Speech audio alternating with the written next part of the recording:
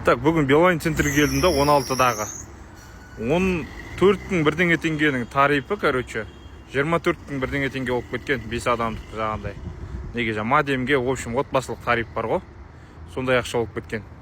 Мынау не деген масқара деймін да. Татау сонда бізді үкіметте, Билайн центрде, штарапта, кредитте, в общем, бәрі бізді тонап жатыр ма? Қалай мен түсінбедім вообще. Түсінгім келеді да.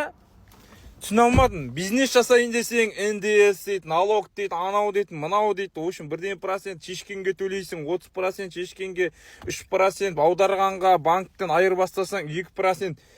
Бізге бірдеңе қалама, жалпы бізге бірдеңе бересіңдер ма? Біз айлығымыздан бірдеңе алып, бір сауып, үстімізге киім алып, рахаттанып, бір жүре аламыз ба? Жалпы оны ойлап жатсыңдар ма сендер? Не сұмдық тариф 24 мың теңге дейтін. Білмеймін, мен таңғалып отырмын, 24 мың теңгеге тарифқа кіреді дейтін. Енді айына 24 мың теңге кредит төлеп отқанмен бірдейсің ғой сен.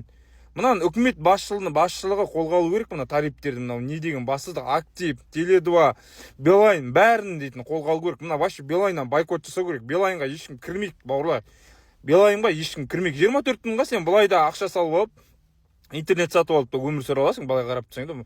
Білмеймін, мынау енді мен өзім таңғалып отырмын, Алла сақтасын мына қымбатшылықтан да.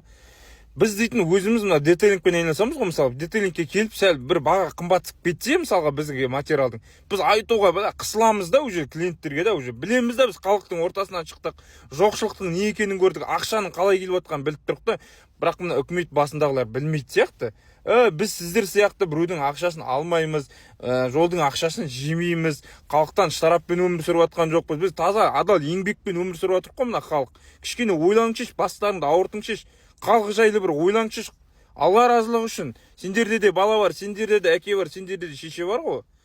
Олардан туған адамдарда ертең өмір бақи бай болады, билік басында отырады деген бір қағида жоқ қой, бір уверенность жоқ қой. Олар да қарапайым өмір сүріп қалса қиналады ғой. Сол үшін кішкене ойланайық, жігіттер.